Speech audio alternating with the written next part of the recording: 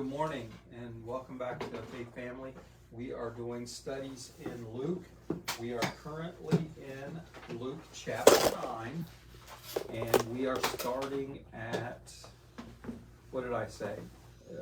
We're starting at 46, verse 46. The argument among the disciples. Pull up our text.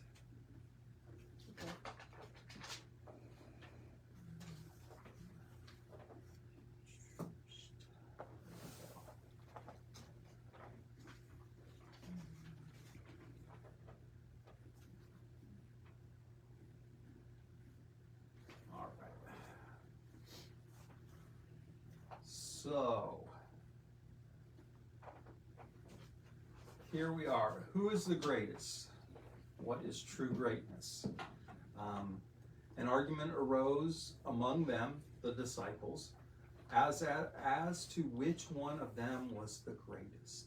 But Jesus, aware of their inner thoughts, took a little child and put it by his side, and said to them, "Whoever becomes this child in my name welcomes me, and whoever welcomes me welcomes the one who sent me. For the least among all of you is the greatest." And then we have another little bit there. Another exorcist is the title that they gave it. John answered, "Master, we saw someone casting out demons in your name, and we tried to stop him because he does not follow with us." But Jesus said to him, "Do not stop him, for whoever is not against you is for you." Okay. So, starting at the top, we have to remember, first of all, that an argument arose. What was the last? Do you remember the last thing we talked about? It was Jesus foretelling of his death. Yeah, the Son of Man is going to betray. Yeah, and they're obviously they didn't get it. It just went right over their head, and so when they come back together, they decide to argue who's going to be the greatest in the kingdom, who's the greatest. So, what do you think they understood about what he was saying in the previous story about him being handed over? I think they were concentrating on, well, what's going to happen when he's gone? Who's going to lead us? What's that? Say it again, I'm sorry. They were concentrating on what happens when Jesus is gone. Who's going to lead us? Who's going to take over? Who's going to be next in line? I see. That's an interesting take on it. We see that in other religions. I don't know if you're aware that when Muhammad, the Islamic prophet, died, there was a fight between one of his brothers. Well, His son. His son, Yeah. and his Uncle. top guy, like Peter, Yeah. which was Abu Bakr, and there was this fight between them, and that's where the first split in Islam took place. Some of them wanted to follow one, and others wanted to follow the son. So maybe that's a good point. That's a really good point. Didn't I think that this is happen with a- Billy Graham when he stepped out, his son Franklin turned out to be a mess. I ain't gonna say There was anything. no argument about it. Oh. They weren't popular at this time. And Jesus is saying to the disciples, "Hey guys, we're going to have a problem coming up. I'm going to get arrested." Yep. All right? He's not saying I'm going to die on the cross.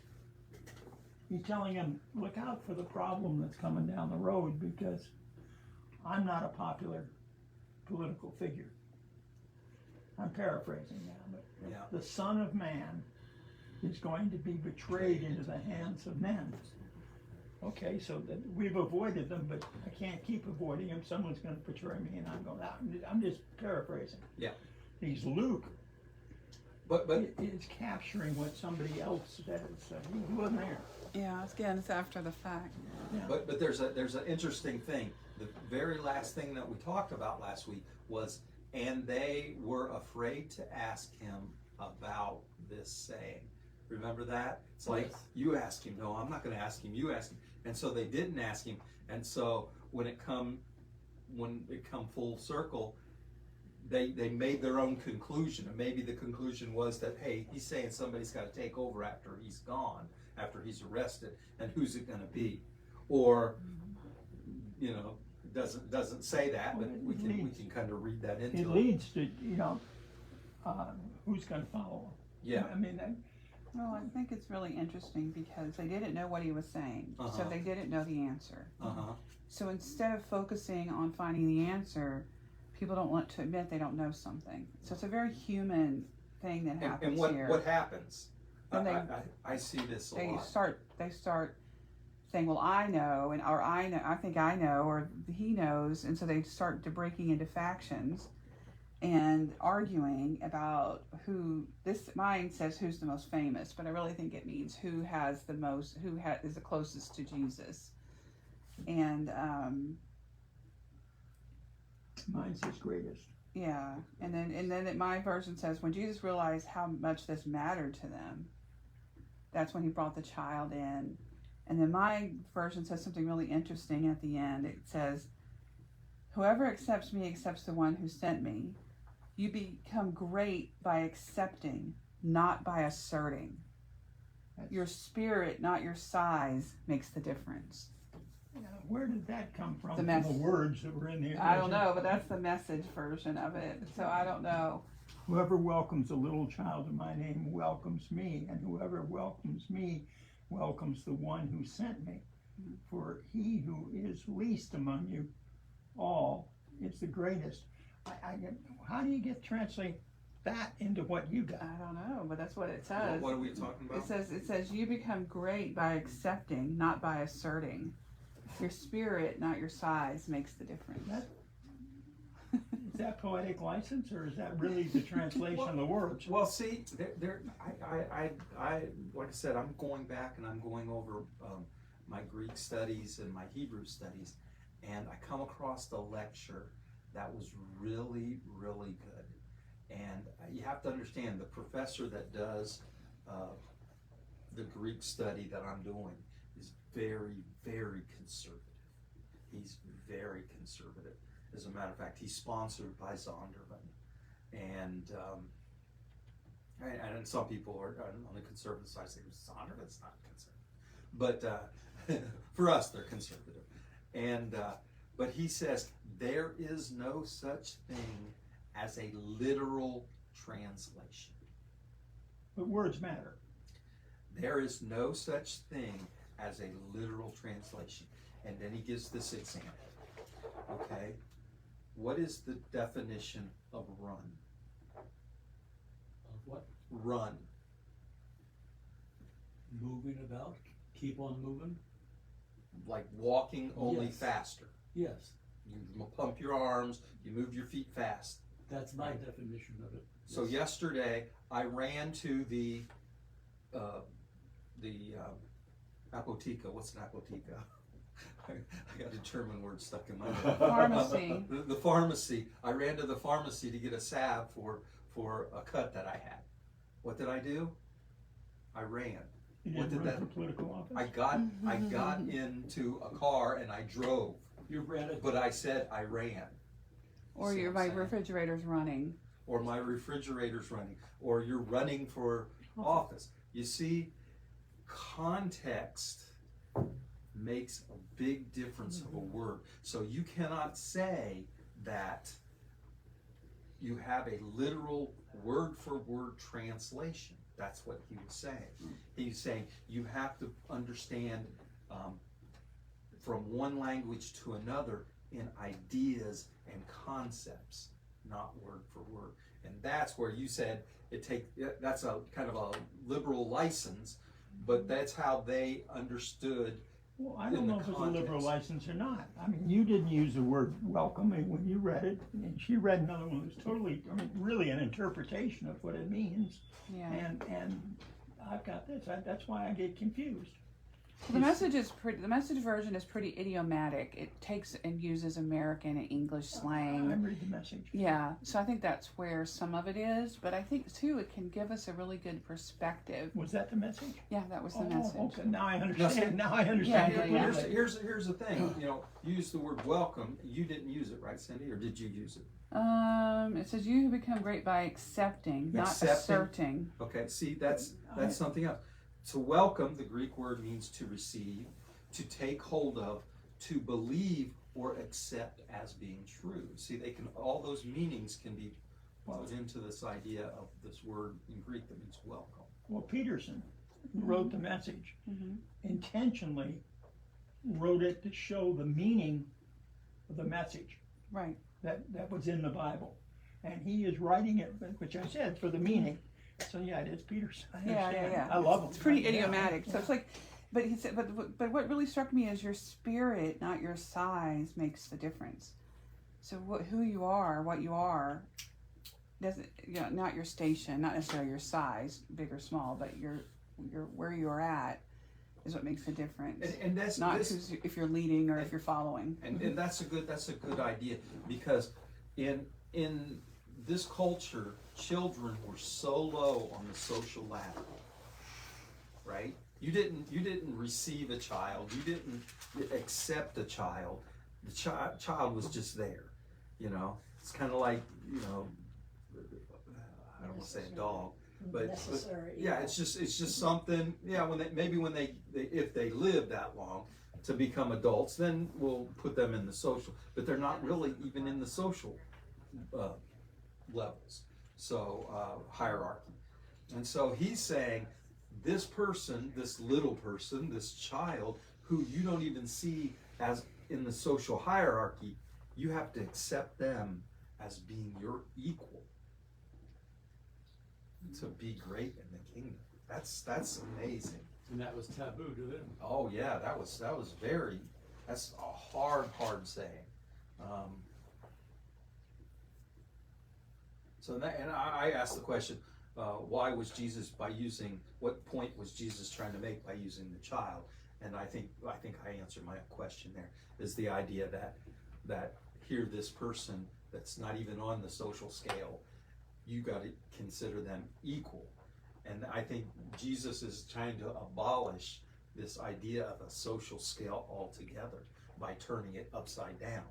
Whoever is on the top needs to be on the bottom, and whoever's on the bottom should be on the top. Whoever wants to be great should be the servant of all, the lowest part of the social scale. So it's kind of turning it on its head. I already talked about welcome. Welcome means to receive, to take hold, to believe or accept something as true. Welcoming child is equal to welcoming God. Did you catch that part? If you welcome a child, if you receive a child, if you consider a child as being equal with you, or you receive a child, it's the same as receiving God. How does that make sense? Because if you receive a child, and whoever welcomes, if you welcome a child in my name, welcomes me. So you're welcoming Jesus. And whoever welcomes me, welcomes the one who sent me, God. So by welcoming a child, you're welcoming God. So here you go. Someone that's not even on the social scale, we welcome them. It's the same as welcoming God, who's is supposed to be above all the social scale. So once again, I think Jesus just takes this idea of the social scale. Oh, you're a servant. Oh, you're a carpenter. Oh, you're a shepherd, which is pretty low on their social scales. Oh, you're a businessman. Oh, you're a ruler. You're in charge of the synagogue. Or and he just flips it around and says, now the people that are on the bottom of the social scale are on the top, and the people on the top are bottom. So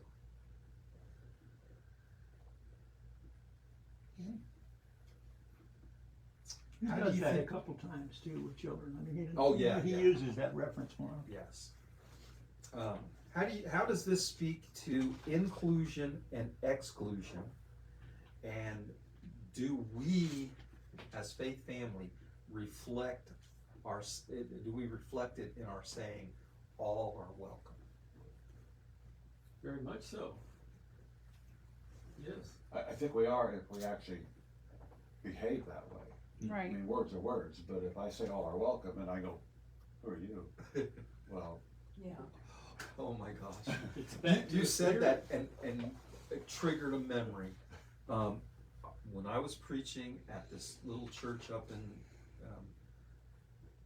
at Tennessee, Kentucky, we had, this guy had been an alcoholic, been in prison, real rough life, got throat cancer. But one of the things he did was he always played in bars and honky tonks. And he got throat cancer. And he promised that if I can get better, vow to God that he would sing God's praises. And he got better. And he could sing again. And he went around doing concerts at churches and stuff. And he asked if we would like him to come there. And he says, I don't take any money, but anyway, so he comes there and he's wearing jeans and a button down shirt, kind of like your shirt, not as colorful of course. I'm sure. But he walks in, he's carrying his little guitar case, and it's obviously it's an electric guitar, not an acoustic guitar. Anyway, he walks up the aisle, and it's before church, and one of the ladies goes, "Who are you?" Just like that, with that kind of tone to it. Mhm. And it was like, don't you remember we were going to have him come and he's going to sing some songs for us today?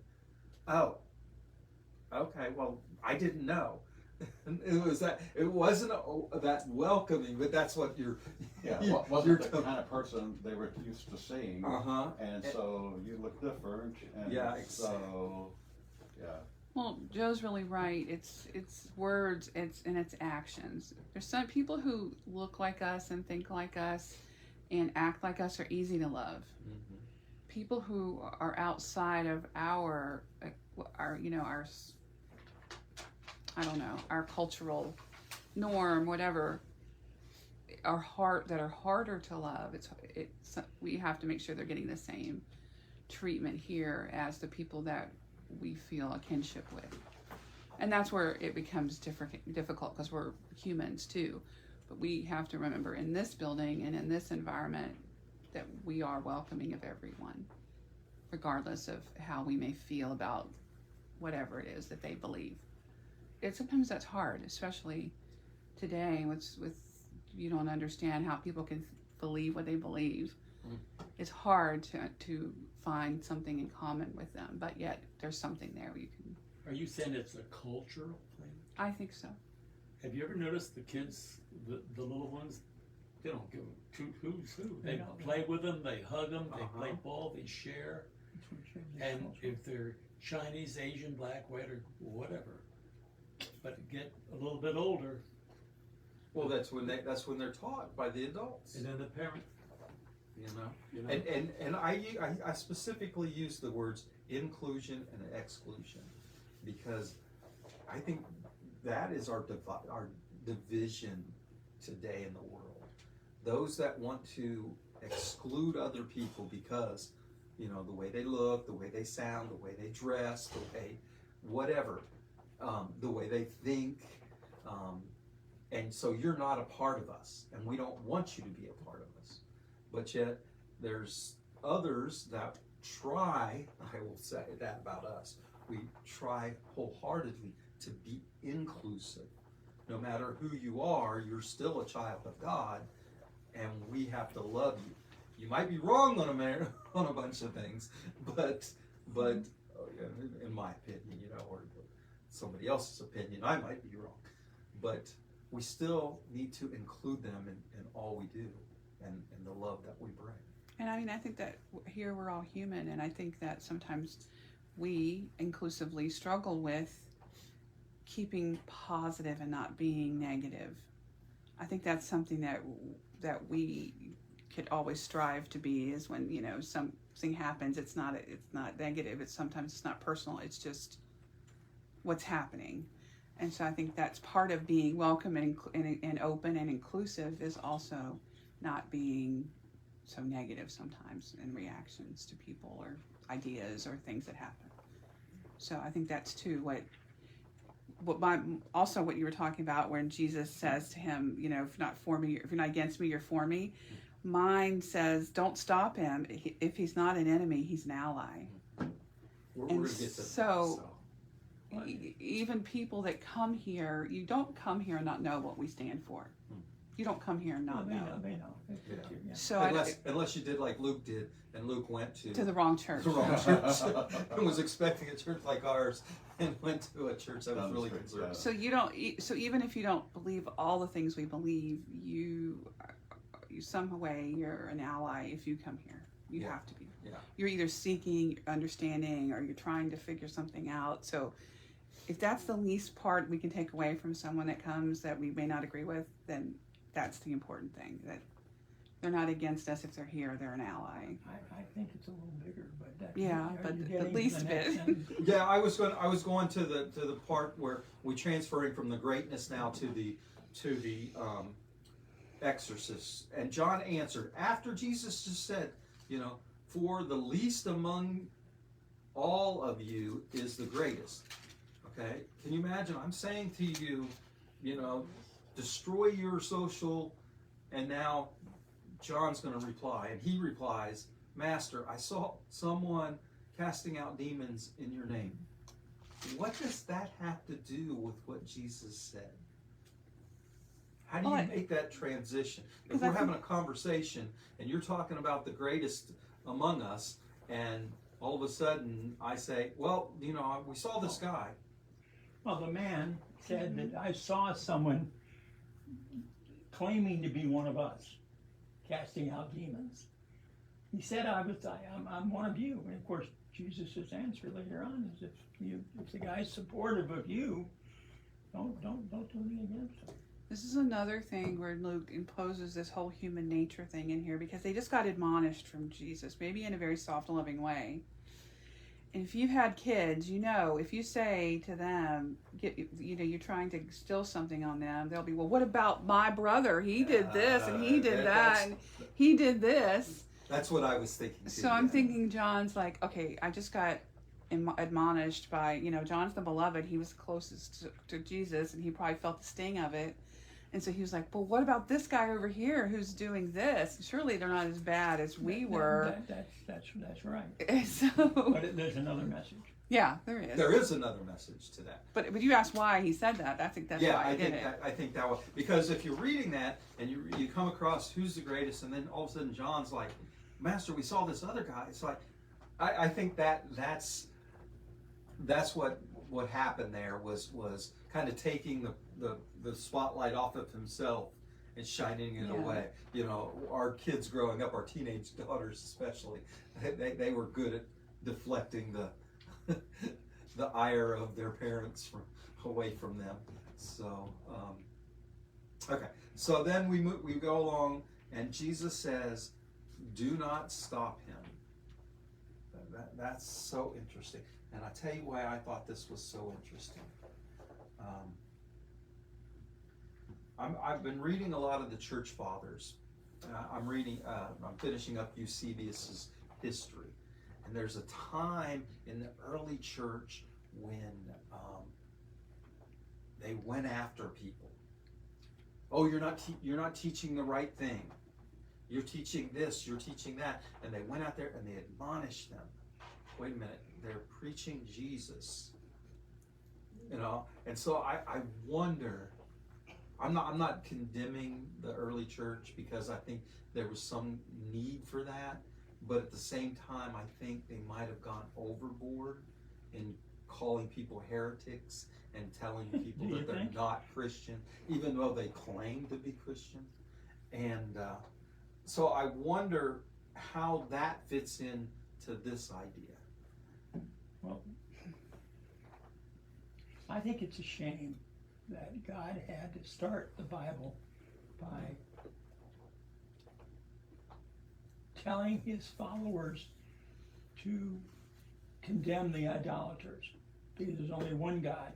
So they automatically had something to strike out against. Yes. And they did it with God's blessing. Now, you carry it on further, I don't see anything at all in the New Testament that says that people who are living like Jesus, talking like Jesus, are bad people.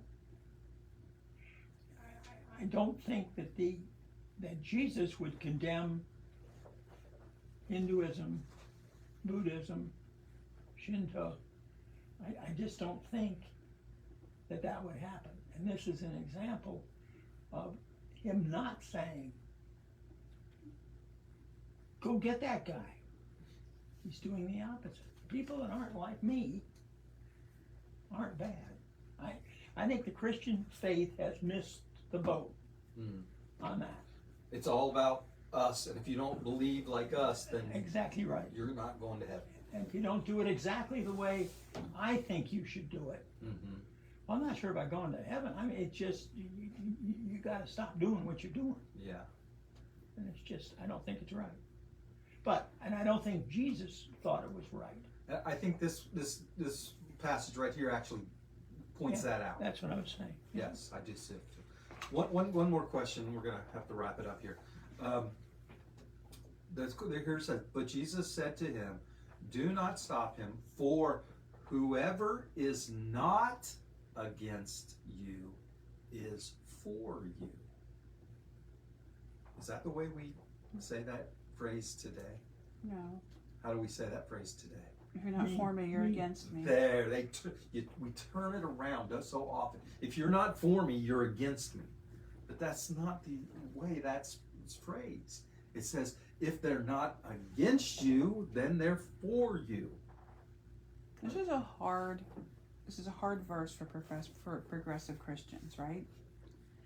Because there's so many people out there preaching things that are so, like, you see someone like a Kenneth Copeland or that guy in North Carolina, I can't think of his name, preaches in a tent, saying some really vile things from the pulpit in the name of Jesus,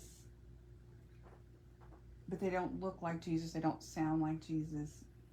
They aren't. But it's hard to say to someone who looks at that person and sees, oh, he's a man of God. No, he's not. Because they're not for you.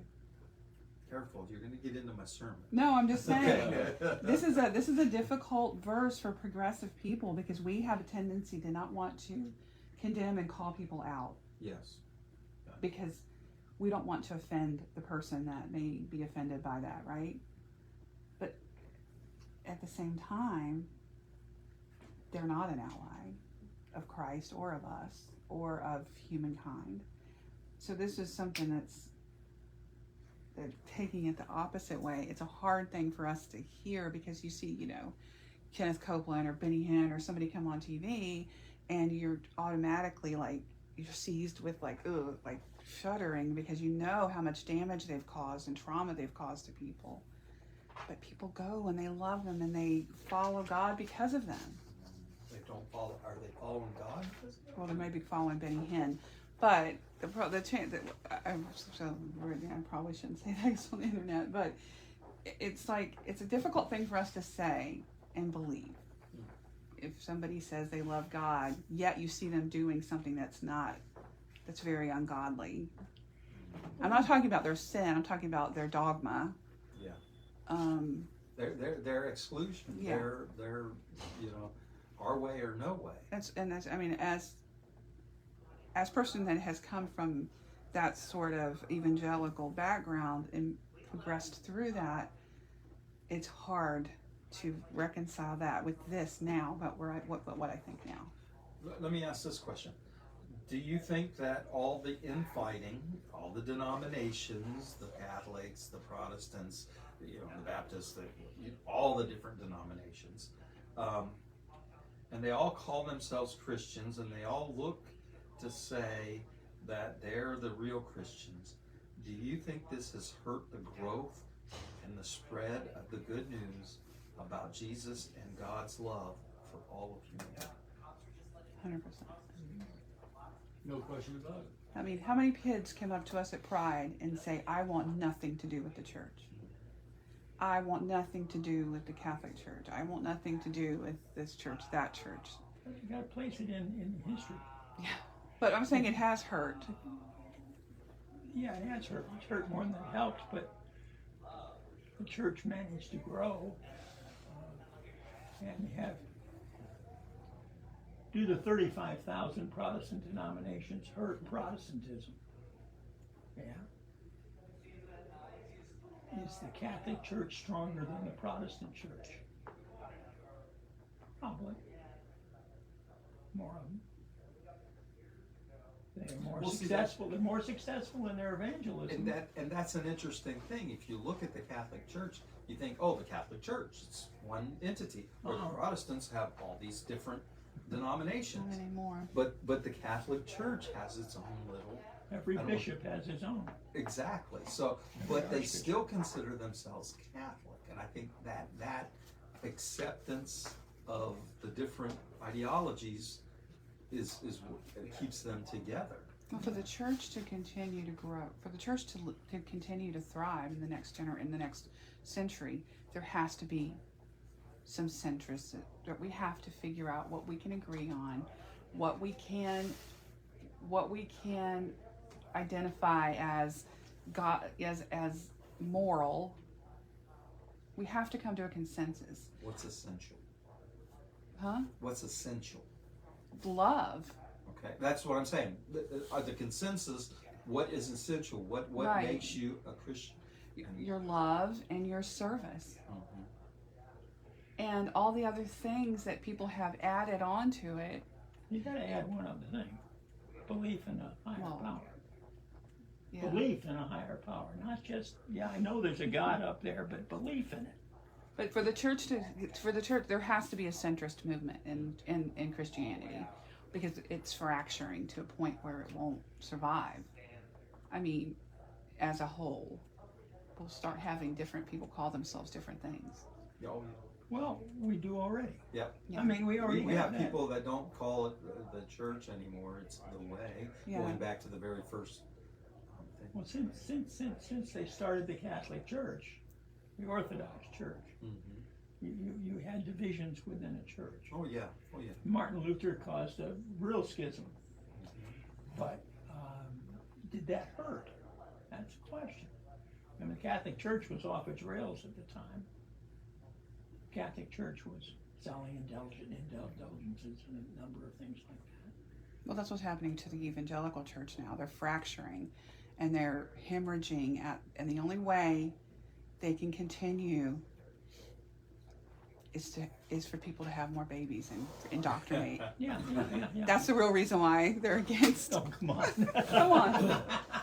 I believe it 100%. But that is the truth, because nobody's coming and joining those churches anymore like they used to. You don't see these big tent revivals and people coming back. And I think people know they were wrong. yeah. And there's a certain amount of common sense that goes into religion, but you gotta believe it. And if you don't want to believe it, you're going to be a spiritualist, a yogist, and is that wrong? I don't know. Question for another day. Good discussion. Thank you. Next week we're going to finish up chapter 9. We're going to talk about the Samaritan village that refused to receive Jesus and the would-be followers of Jesus. That would be interesting.